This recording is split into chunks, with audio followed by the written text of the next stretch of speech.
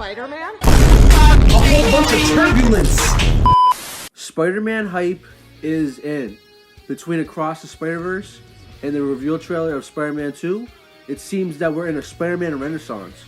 That being said, I wanted to take the opportunity to talk about perhaps the two most relevant variants of the character at the moment. None other than Tobey Maguire's interpretation of Spider-Man and Tom Holland's MCU version of the character. So while Miles is running for his life, Why are you running? Why are you running? we will be power scaling using feats, statements, and inverse comparisons to see who is the superior of these two Spider-Men. But before that, thank you guys for the support of my last couple of videos. It's very humbling and it means a lot. You guys are really showing out to each and every one of these videos, and thank you guys for that. From the bottom of my heart, thank you. Thankfully for us, there's a very convenient and easy way for us to scale Tobey Maguire and Tom Holland's Spider-Man. This is because of the movie No Way Home, in which they fight the same characters. So theoretically speaking, if we examine each Spider-Man's individual performance against each of the same villains, then we should get an idea of who is the stronger and superior Spider-Man of the two. Raimi's Spider-Man and MCU Spider-Man both fight the same group of villains in No Way Home. This group consisting of the Green Goblin, Doc Ock, the Lizard, Electro and Sandman. And there's also a direct comparison between these two Spider-Man in terms of strength shown in the movie, but we'll get to that later. So I guess the first scenario we'll examine is each Spider-Man's independent performance against Doc Ock, seeing as Tom Holland's first multiversal member of the Sinister Six that he fights is Doc Ock. Hello, Peter. Tom and Doc Ock are pretty relative for the most part. Tom Holland fighting him in his Iron Spider suit, with Doc Ock being able to keep up with him relatively easily, I might add. Though Peter wins the altercation as a whole, it's pretty apparent to me that Doc Ock was the physically stronger of the two, being able to pin down Tom Holland's version of the character. Keep in mind, Doc Ock even brought up NJ, so... Should have killed your little girlfriend when I had the chance. Tom Holland probably took the fight very, very seriously. And it appears to me that Doc Ock had a much easier time with Tom Holland than he did with Tobey. I don't think it's any reach of the imagination to say that Tobey Maguire performed much better against Doc Ock than Tom Holland did.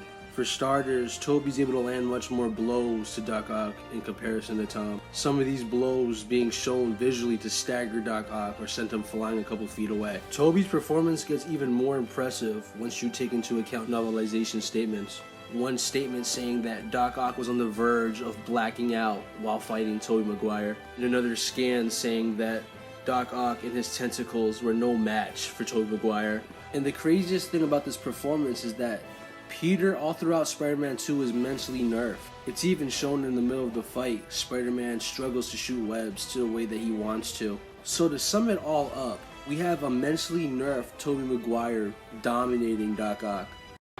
That's a cute outfit. Did your husband give it to you? I give this point to Sam Raimi's Peter Parker. But there are other villains that we can use to scale both Peter Parkers. I think the most prevalent antagonist that both Peters face is definitely Willem Dafoe's Green Goblin, being the major antagonist to No Way Home and Spider-Man 1 respectively. Starting off with Tom Holland's performance against Raimi Goblin, it's pretty apparent that Goblin kinda slammed him.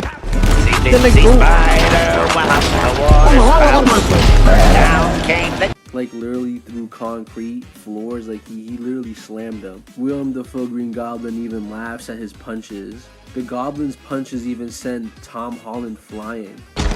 Too weak to take it! And by the end of the condo fight, Tom Holland's ribs are broken. I think I broke my ribs. And at the end of the movie, when Tom Holland is bloodlusted against the Goblin's still able to get some hits in. I'd say that Tom Holland and the Goblin should be relative, but as we'll see, Tobey is much higher than the Goblin by his peak in power in the Raimi trilogy. Any better this morning? Any change?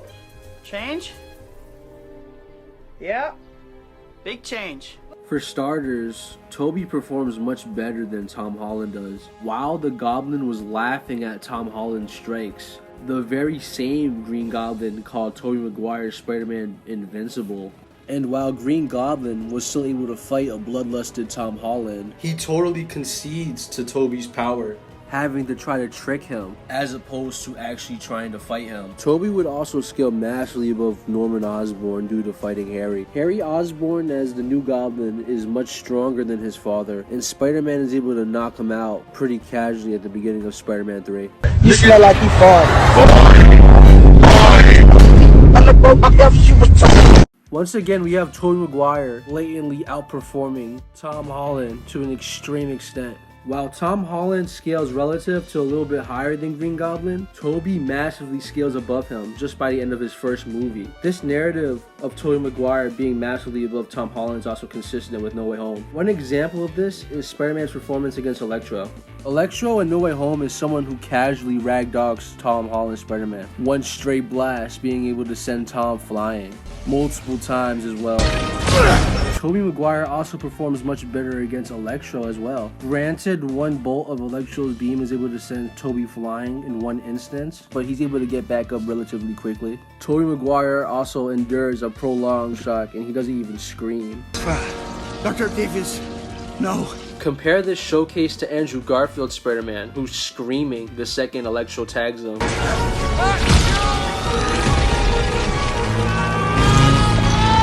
There's also a very notable instance in the film in which Doc Ock is able to endure a point-blank electro shock, and he doesn't even scream until he gets thrown.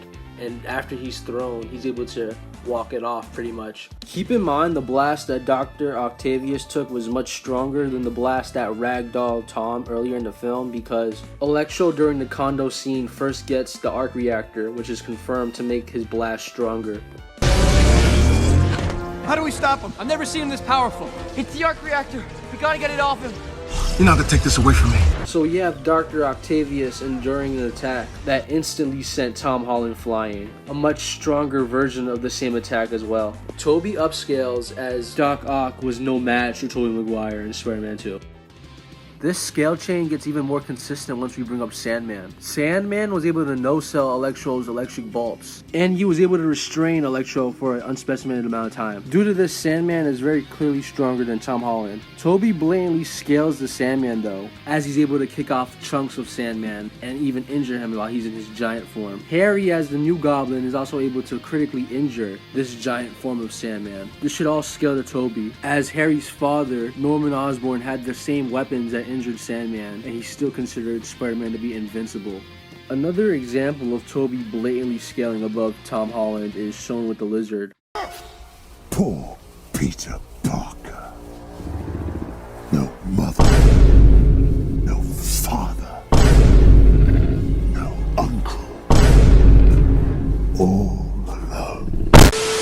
Lizard is portrayed as someone who's blatantly stronger than Tom Holland's Spider-Man, being able to ragdoll him and throw him multiple times throughout the film. There's a moment in the film where the Lizard is restrained for a prolonged period of time by Andrew Garfield's weapon. Tobey, when shot with this same weapon, is able to rip it off pretty casually quickly. A more blatant example is shown by Tobey and the Lizard fighting. Every time that Tobey lands a strike on the Lizard, it physically sends him flying. So just off of that, we have Tobey Maguire blatantly outperforming Tom Holland to an extreme extent for each of the 5 villains of No Way Home, scaling massively above people who perform better than Tom Holland, or just blatantly performing better than Tom Holland in the exact same scenario. Keep in mind, Tobey shows his superiority by an extreme extent with all these examples.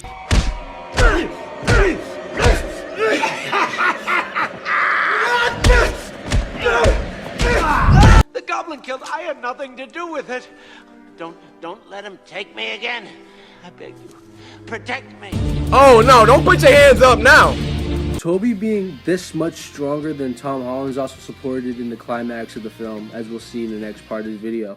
In perhaps the most infamous scene of the movie, Tom Holland, fully bloodlusted, goes in to kill Green Goblin. Tom very violently tries to shove the glider into Goblin's chest, only for Tobey to stop it last second. There's a lot to go over in this scene, but that's because it's a very important part when talking about this matchup. I'd say it's very obvious that Tobey Maguire is very clearly and blatantly the stronger of the two, as I've been suggesting this entire video. This scene is just a cherry on the cake to the overall consistency that I've been preaching out this whole video. Tobey is showing no sign of fatigue or struggle, while Tom Holland is repeatedly trying to shove this glider into the Green Goblin, while while Tobey just silently looks at him. It's a bloodlusted Tom Holland versus a holding back Tobey Maguire, and Tobey Maguire is very clearly the stronger of the two. After analyzing inverse comparisons, it's very apparent to me that Tobey Maguire would win this matchup, low to mid diff.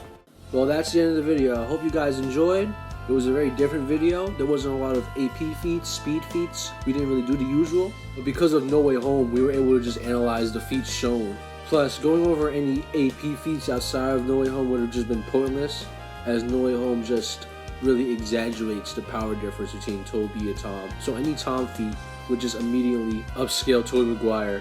That's not to say that in a future video I couldn't go over these characters' stats in their own individual video to try to find out how strong, you know, either Tobey is or Tom is. If you want to see that, like, share, subscribe, and until next time, stay big, G fans.